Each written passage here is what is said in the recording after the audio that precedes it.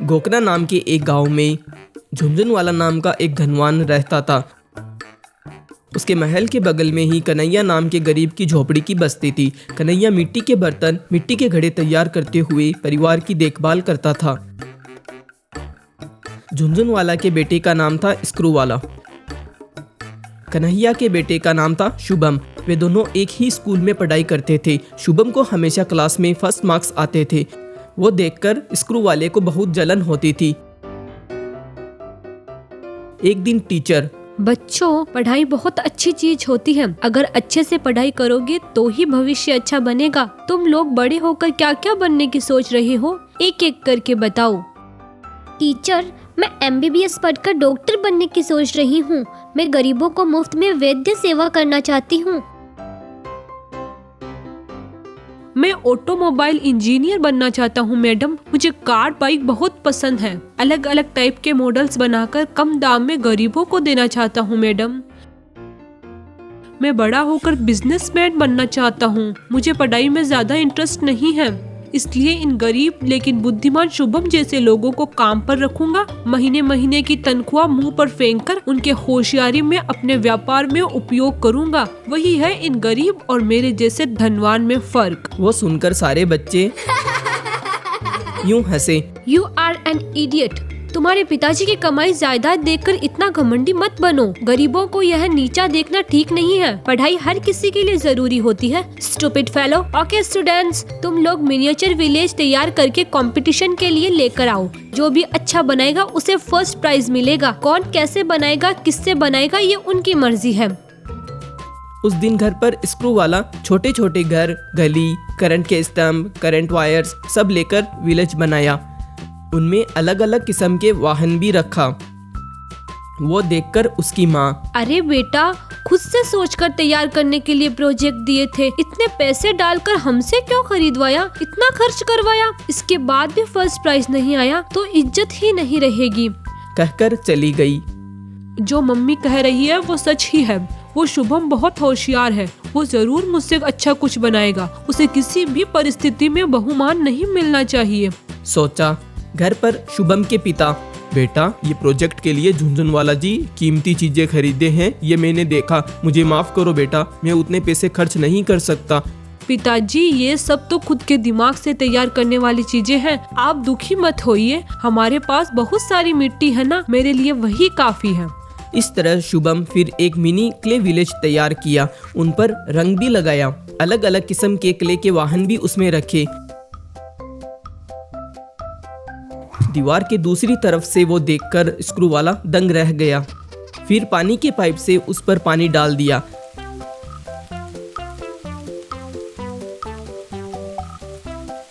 बस वो miniature village पूरी तरह से गल गया।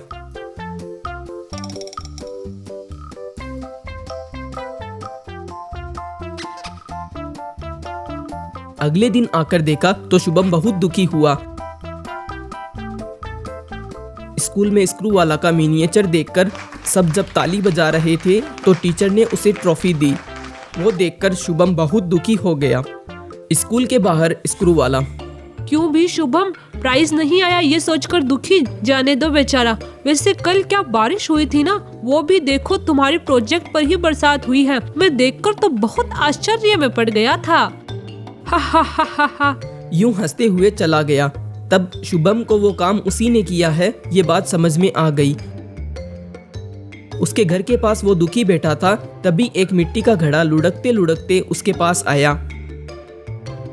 उससे, बेटा शुभम, तुम दुखी मत हो। जो हुआ मैंने वो सब देखा।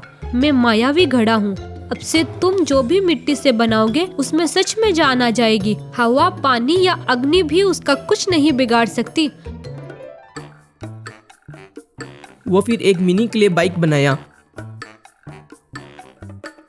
उस पर जा रहा था तो सब आश्चर्य होकर उसे देखने लगे।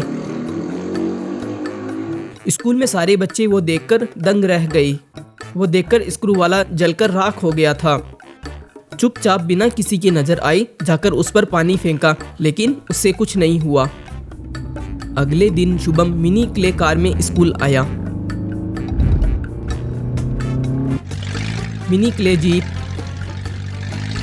मिनी क्ले ट्रैक्टर, ऐसे हर दिन एक एक किस्म के गाड़ियों पर आने लगा।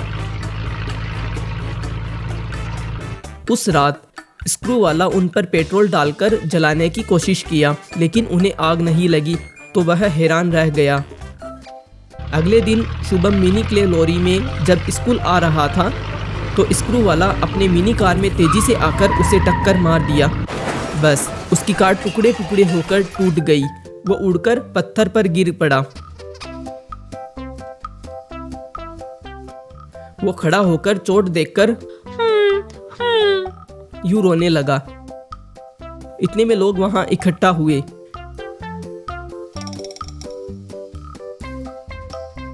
क्यों रे, तुम ही मेरे प्रोजेक्ट का नाश किए। मुझे पता है, फिर भी मैंने कुछ नहीं किया। लेकिन मैं हर दिन एक नए विकल्प में आता हूँ, तो तुम्हें क्या है? हम जैसे गरीब लोग खुश हैं, तो तुम जैसे अमीर देख नहीं सकते क्या?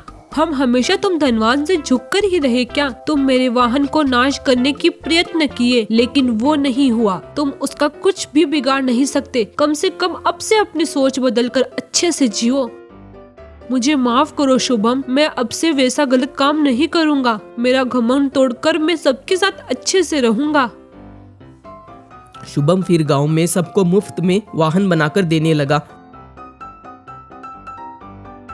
उससे लोग इस्तेमाल करते हुए खुशी से जीने लगे।